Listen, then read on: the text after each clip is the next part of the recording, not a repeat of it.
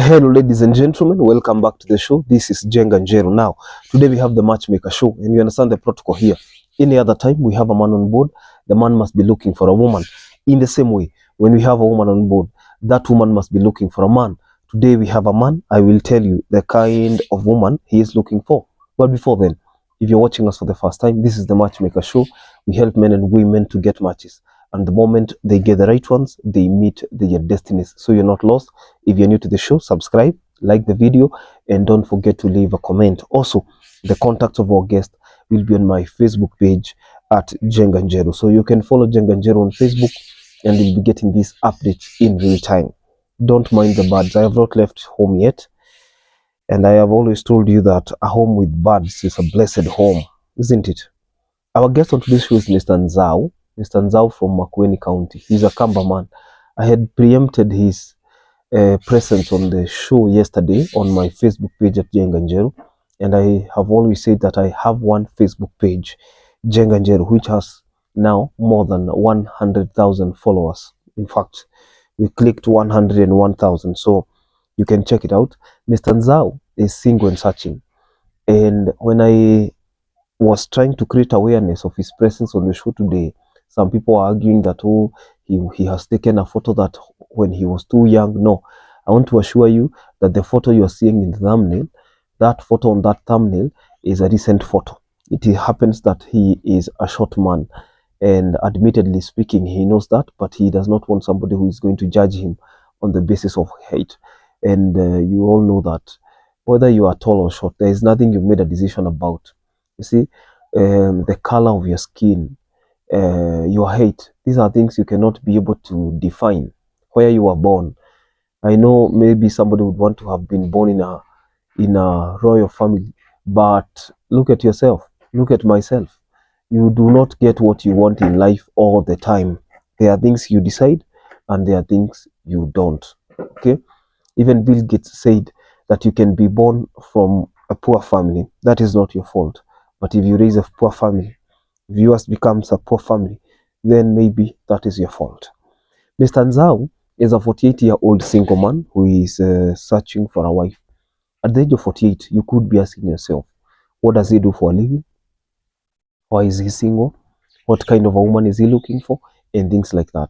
The moment we begin to answer those questions, that is the moment you begin to make a decision on whether or not you will be interested. Because at the end of the day, it all revolves around interest. You want to see whether you can be compatible. You want to see whether this is a person who you can be compatible with. Our guest on today's show is divorced. Divorced in the sense that it is not an official divorce, not backed up by papers, but backed by irreconcilable differences. In most parts of Africa, in most parts of Kenya, for instance, you find out that there are people who are divorced. They will never ever come back again. They will never be couples again. They will never co-parent. They will never have shared custody for the children they got together. But these people will never ever see each other eye to eye. And that is our African way. Most times than not, unless there is a tussle in terms of property, arrangement and settlements in terms of succession and things like that, you really never find the need to file an official divorce. Some do when they are dealing with jealous partners. When you're dealing with a jealous partner, maybe sometimes you would want, because maybe the jealous partner does not want you to move on with your life. So Mr. Nzau is born and raised in Makueni County, so he is a Kamba, okay? But he doesn't have a problem with people from different parts of the country or even the world, because he says as an educated man, as a man who at least got some education, he says that he went to college and what he went there to do did not materialize. And you understand that some of these economies we are having in most countries, the government is not capable of arranging jobs for everyone. And that's why even students are encouraged to take courses that they can monetize. For instance, if you take a course that directly depends on the government to employ you, you might tarmac for a very long time. If you take a course like, I'm just giving examples, I'm not saying they are bad courses, but these courses will require you to have some placement somewhere. If you take a course like actuarial science, if you take a course like that's actuarial science, you take a course like quantity survey, take a course like statistics, take a course like name them in the comment section. If you take these courses, the complexity of these courses require or demand that you find a job in an already established department. And what happens is that most people can only diversify and do something else before they get a job. Okay, you will be sending resumes or CVs, the curriculum vitae, to different institutions, looking forward to be hired. But at the end of the day, you are at the mercy. You are at the mercy of the employer, and it goes a long way in helping you also make a decision when you're taking up a course in college or in the university. So he took a course that he has never found a job to date, and he decided to become a watch tech. When I said watch tech, I saw some women say, I want that one, I want that one. That one is mine, reserve him for me. Listen, ladies and gentlemen, a watch tech is not an engineer. Is not somebody who has like a manufacturing firm for watches. He does not have watches like Rolex or Seiko. He is not into the manufacturing of watches.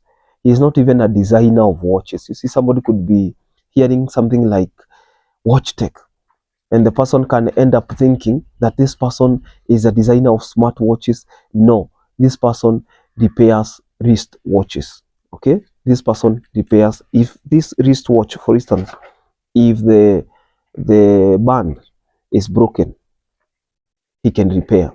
If the battery is dead, he can replace. If the screen is broken, he can get a replacement. If the arms of the clock are not working, he can coordinate them. And he is in Lamu. However, he was born and raised in Makueni County. He is also a part-time farmer. There was a time he was doing quails, other times he's doing watermelons. And he says that he would not call himself financially stable, because when you call yourself financially stable, you are owing to the fact that you are independent financially. For him, he has to report to work every morning. Okay, he has a shop in town, and he says he has to report to work every morning in Lamu.